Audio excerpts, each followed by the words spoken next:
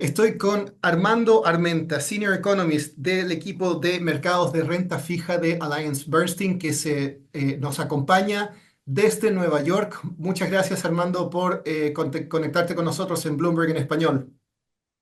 Eduardo, muchas gracias por la invitación. La primera pregunta que quiero hacerte, Armando, obviamente es tu lectura de esta última semana de mercados, de tasas, de monedas también, desde la elección de Donald Trump. Hemos visto a las monedas o sea, el peso mexicano, con todo el mundo hablando sobre el peso mexicano, que quizás es como el gran perdedor desde el resultado de esta avasalladora victoria de los republicanos también en el Congreso y todo eso. Quería que me des un poco tu lectura. ¿Cómo estás viendo esto? ¿Te sorprende la reacción del mercado? ¿No te sorprende? ¿Y cómo lo estás viendo a futuro? Bueno, Eduardo, si bien los mercados ya venían preparándose unas semanas antes de la elección, sí tienes razón con que las monedas de Latinoamérica y de mercados emergentes en general han visto depreciaciones importantes después del resultado, de la confirmación del resultado. Creo que hablabas del peso mexicano. Yo creo que el comportamiento ha sido parecido para todas las monedas, porque vayamos a cuál es la descripción o cuál es el cambio en la macroeconomía global que significa la victoria de Donald Trump. Lo que más se está priceando, lo que más se está esperando es un fortalecimiento del dólar en el corto y mediano plazo.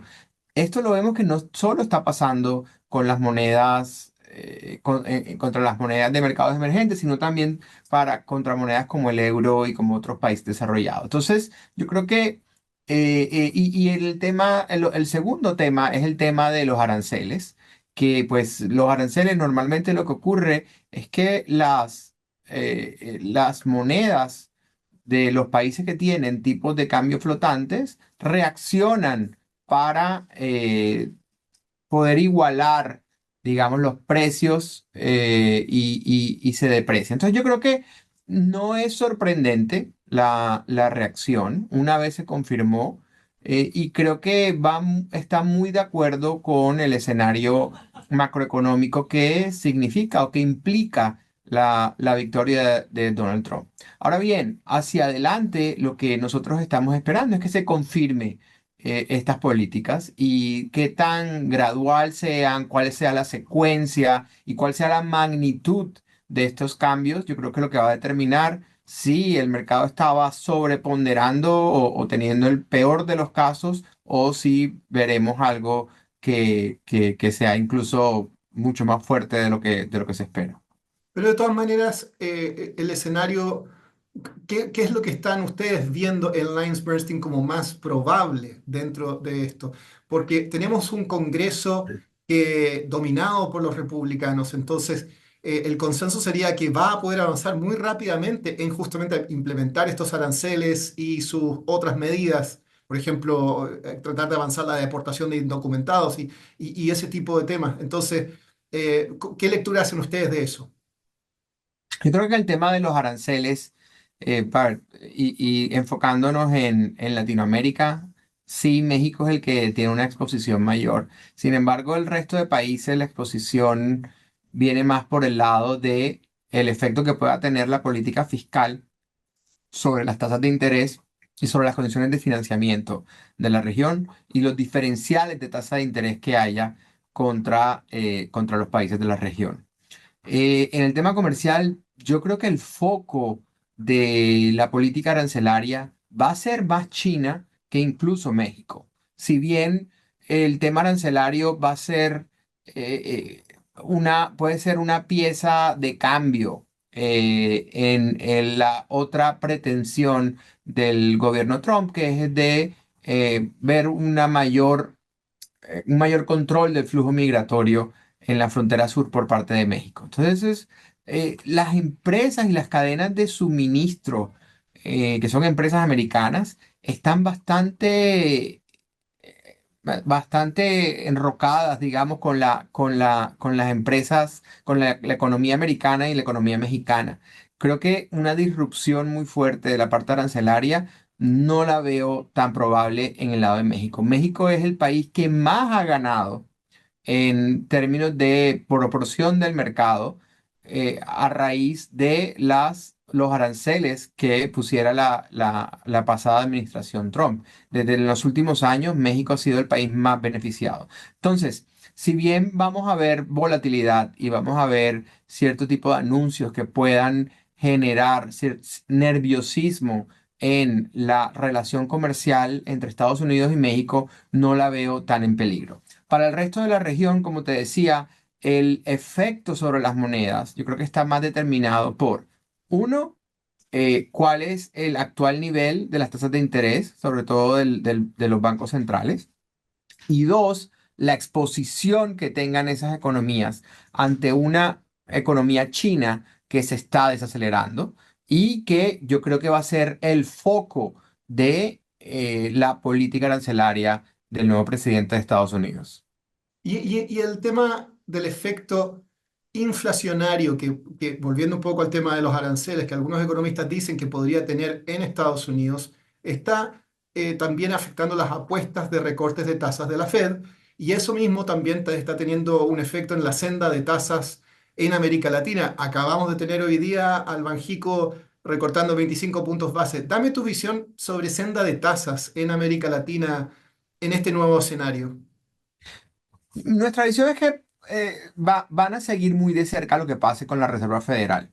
Y nosotros esperamos recorte en la reunión de diciembre. Entonces yo creo que por ahí podemos seguir viendo recortes en las tasas de los países de Latinoamérica. Sin embargo, 2025 pues va a depender de, como te decía antes, de la secuencia y la magnitud del aumento, sobre todo del déficit fiscal que se espera durante el gobierno Trump. Si eso genera un aumento significativo en las expectativas de inflación dentro de Estados Unidos y de la inflación, yo creo que podemos ver los países de Latinoamérica cortando mucho menos de lo que se espera hoy.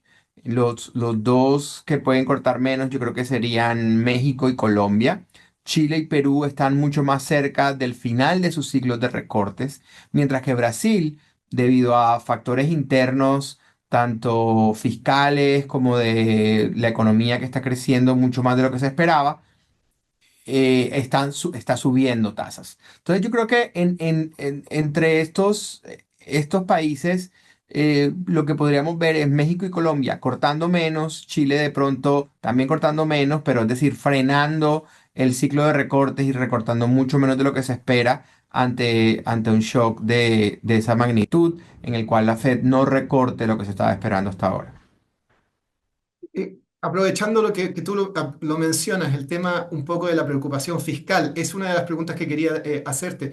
He estado leyendo algunos reportes justamente esta semana que decían que el enfoque del mercado y de los inversionistas en América Latina por muchos años ha estado en las políticas monetarias y en la inflación, y que eso va a empezar a cambiar. El tema fiscal va a tomar como el front and center de la preocupación en América Latina. Háblame un poco sobre, me imagino que coincides con esa visión. ¿Dónde están los riesgos más grandes? ¿Colombia, por ejemplo? Sí, Eduardo, estoy de acuerdo con que el tema monetario va a pasar a un segundo plano, por lo que ya hablábamos y porque puede que la Fed termine de recortar antes. Dos, porque la inflación está en camino de regresar a su rango meta en la mayoría de los países en los próximos trimestres. Esto podría verse interrumpido por unas depreciaciones del tipo de cambio mucho más fuerte de la que hemos visto de las que hemos visto hasta ahora. El tema fiscal está siendo un problema en todas partes. Yo creo que la principal preocupación ahora en Estados Unidos de los macroeconomistas, tanto de cualquier color político, de cualquier administración, está siendo el tema fiscal. Estados Unidos tiene unos déficits fiscales de 6-7% del PIB. Y el efecto que pueda tener eso sobre las tasas de interés de largo plazo en Estados Unidos está siendo visto por todo el mundo. Obviamente, los países latinoamericanos que tienen mercados mucho menos profundos que el mercado de tesoros americanos y que necesitan de inversión extranjera, de portafolio para fondear sus déficits, es mucho más sensible a esto. Eh, en ese orden de ideas, yo creo que el más sensible de todos sigue siendo Brasil. Brasil es un país que tiene un déficit cercano al 8 o 9% del PIB, y en el cual, como hemos visto las últimas semanas, en los últimos días, estamos esperando anuncios sobre recortes de paquete fiscal del año 2025 y todavía no los tenemos. Es decir, hay cierta resistencia, hay mucha resistencia política a los recortes de gasto en Brasil.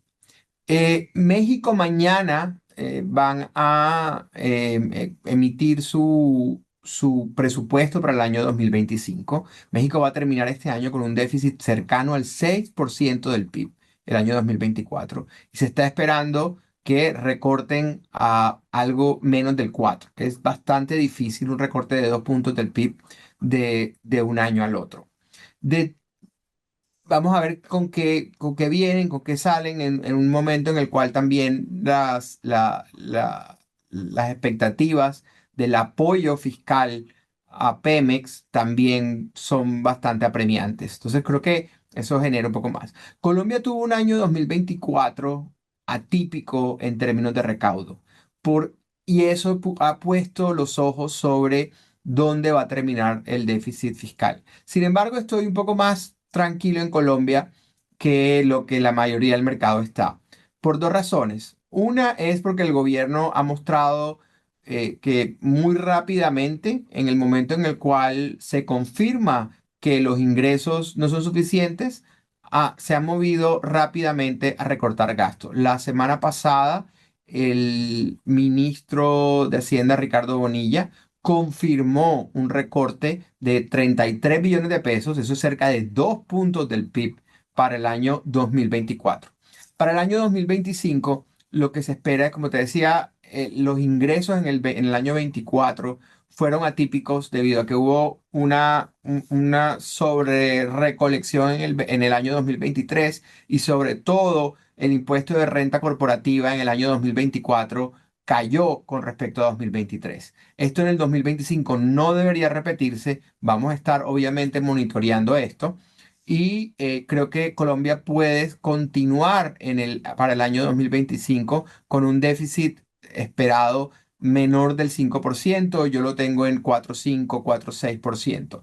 Es una situación difícil, es difícil para todos ha sido difícil para la mayoría de estos países que tienen altos niveles de deuda, altos niveles de pago de tasa de interés, volver a los déficits más cercanos al 3,5% que nos tenían acostumbrados antes de la pandemia. Y con mi última pregunta, Armando, ¿dónde están las oportunidades en América Latina dentro del mundo de activos que tú sigues? ¿Qué es lo que estás viendo? Porque ya hablamos del escenario, pero ¿dónde está quizás lo que en renta fija, en bonos corporativos como sector? ¿O qué crees tú que puede ser interesante estudiar en este momento? El segmento de deuda soberana en dólares para los países que no tienen grado de inversión. Creemos que esos productos que son más que todo en spread, son diferencias. Los spreads todavía son atractivos. Mercados locales de deuda soberana en moneda local que todavía tienen un spread también grande, una diferencia grande con los tesoros como Colombia y Brasil, en los cuales ya dijimos, hay unos riesgos fiscales, pero si esos riesgos fiscales se, se solucionan de una manera mejor a las expectativas del mercado, creemos que podría haber oportunidades ahí. Y yo creo que lo que está un poco más sensible ante el nuevo escenario macroeconómico global siguen siendo las monedas, ¿sí? Si bien las tasas de interés y los bancos centrales van a ser capaces de mantener y no recortar en un caso en el cual se haya una depreciación muy fuerte que influya sobre la inflación, creemos que sería la válvula de escape de este shock. Y yo creo que están determinados, y los bancos centrales y muchos de los agentes del mercado conocemos de este riesgo. Sabemos que en los países que tienen tipo de cambio flexible, el tipo de cambio es la válvula de escape para amortiguar esos shocks tanto al sector financiero como al sector real de las economías, para así ayudar a un ajuste de las economías que sea un poco más, que sea ordenado. Armando Arventa de Alliance Bernstein, muchas gracias por habernos acompañado en Bloomberg en español. Muchas gracias a ti, Eduardo.